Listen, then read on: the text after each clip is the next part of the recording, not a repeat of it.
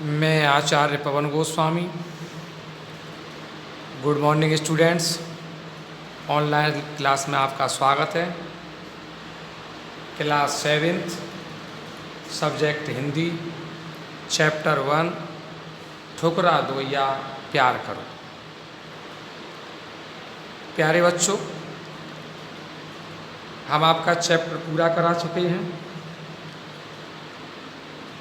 अब हम आपकी एक्सरसाइज कराएंगे जिसे ध्यान से आपको देखना है।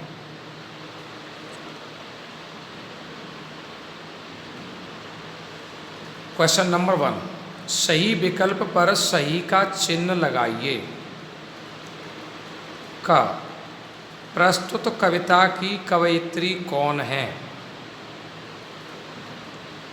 महादेवी वर्मा, मीराबाई, सुभद्रा कुमारी चौहान। सुभद्रा कुमारी चौहान सही है, इस पर आपको टिक करना है। ख, प्रस्तुत कविता किसकी उपासना से संबंधित है?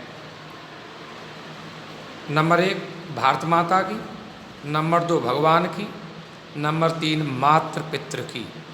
इसमें नंबर 2 सही है, भगवान की। इस पर आपको टिक करना है।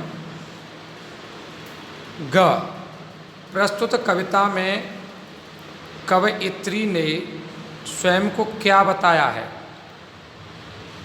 नंबर 1 दासी, नंबर 2 सेठानी, नंबर 3 गरीबनी। यही सही है और आपको नंबर 3 गरीबनी पे टिक करना है। घ, कवयित्री ईश्वर के मंदिर में कैसे आई है? नंबर 1 खाली हाथ, नंबर 2 पूजा के थाल के साथ, नंबर 3 बहुमूल्य वस्तुओं के साथ। तो आपको नंबर 1 खाली हाथ पर टिक करना है। अंगा, जिसकी बुद्धि में विकार हो के लिए उचित शब्द क्या है? नंबर 1 उद्दंड, नंबर 2 उन्मत्त, नंबर 3 विकृत। तो यहाँ पर नंबर 2 उन्मुक्त, सॉरी यहाँ पर उन्मत्त ये सही है। क्वेश्चन नंबर 2, हाँ अथवा नहीं में उत्तर दीजिए। भगवान के भक्त अलग अलग तरह के होते हैं।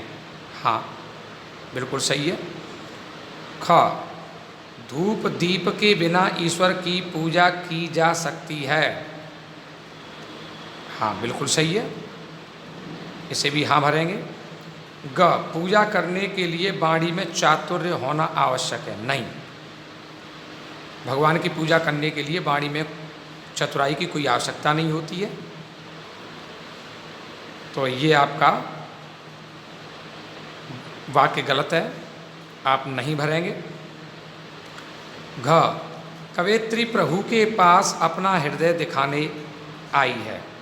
बिल्कुल सही है, यहाँ पर आप हाँ भरेंगे। अंगा, भगवान की उपासना केवल ठाट बाट और बाह्य आडंबरों से होती है। नहीं, यहाँ पर आप नहीं भरेंगे। क्वेश्चन नंबर 3, अति लघु उत्तरीय प्रश्न। क, ईश्वर की उपासना करने वाले कुछ लोग सेवा में क्या क्या लाते हैं?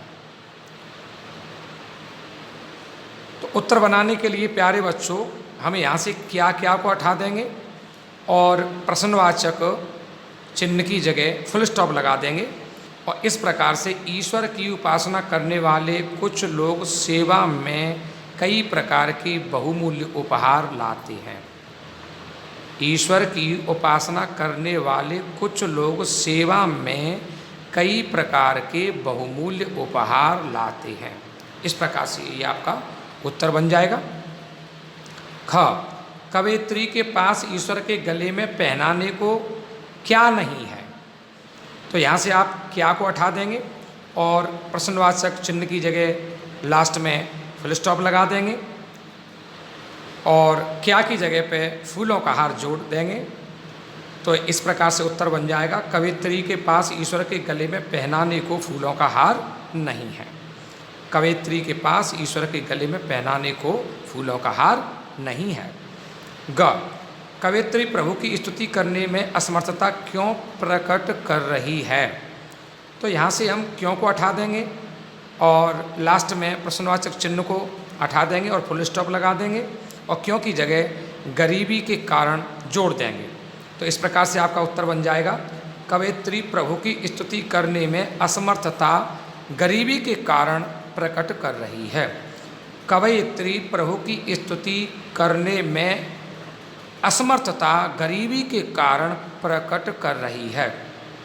घ, कविता में नाथ किसे कहा गया है? किसे को हटा देंगे हम और लास्ट में हम प्रश्नवाचक चिन्ह को हटा देंगे, फुल स्टॉप लगा देंगे, किसे की जगह ईश्वर या भगवान को जोड़ देंगे और इस प्रकार से आपका उत्तर बन जाएगा, कविता में नाथ ईश्वर यानी भगवान को कहा गया है। कविता में नाथ ईश्वर या भगवान को कहा गया है। क्वेश्चन नंबर 4, लघु उत्तरीय प्रश्न का कुछ भक्त मंदिर में कैसे आते हैं? तो यहाँ से हम कैसे को हटा देंगे और लास्ट में हम प्रश्नवाचक चिन्ह को हटा देंगे और फुल स्टॉप लगा देंगे और इस प्रकार से आपका उत्तर बन जाएगा, कुछ भक्त मंदिर में कई प्रकार के बहुमूल्य उपहार, कौमा धूमधाम से सज धज कर, कौमा मोतियों का हार और बहुमूल्य वस्तुएं लेकर आते हैं।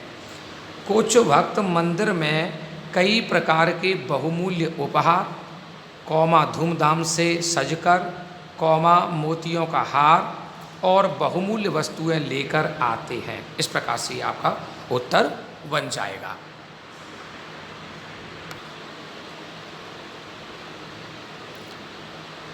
ख, कवयित्री मंदिर में खाली हाथ क्यों आई है? तो यहाँ से हम क्यों को हटा देंगे, लास्ट में प्रश्नवाचक चिन्ह को हटा देंगे और ये उत्तर इस प्रकार से बन जाएगा, कवयित्री मंदिर में खाली हाथ क्यों की जगह ऊपर लिख देंगे इसलिए आई हैं क्योंकि वह गरीब हैं, उसके पास भगवान को अर्पित करने के लिए कुछ भी नहीं है।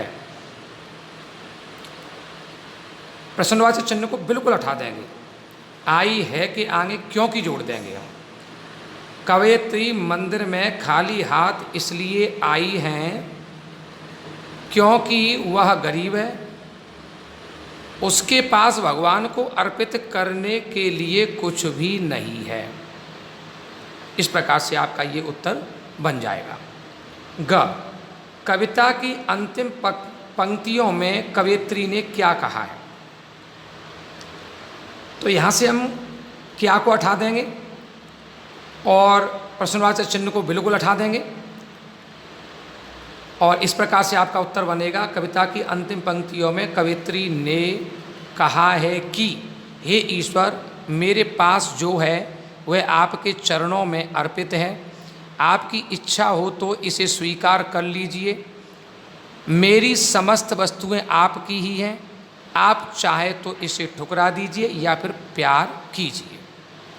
कविता की अंतिम पंक्तियों में कवयित्री ने कहा है कि हे ईश्वर, मेरे पास जो है वह आपके चरणों में अर्पित है, आपकी इच्छा हो तो इसे स्वीकार कर लीजिए। मेरी समस्त वस्तुएं आपकी ही हैं, आप चाहे तो इसे ठुकरा दीजिए या फिर प्यार कीजिए। इस प्रकार से ये आपका उत्तर बन जाता है।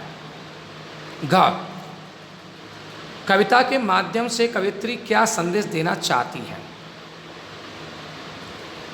तो क्या को हटा देंगे हम और यहाँ से प्रश्नवाचक चिन्ह को बिल्कुल हटा देंगे और इस प्रकार से उत्तर बनेगा आपका, कविता के माध्यम से कवयित्री संदेश देना चाहती हैं कि प्रभु भक्ति में दिखावे की आवश्यकता नहीं होती, प्रभु केवल सच्चे मन से की गई भक्ति को ही स्वीकार करते हैं।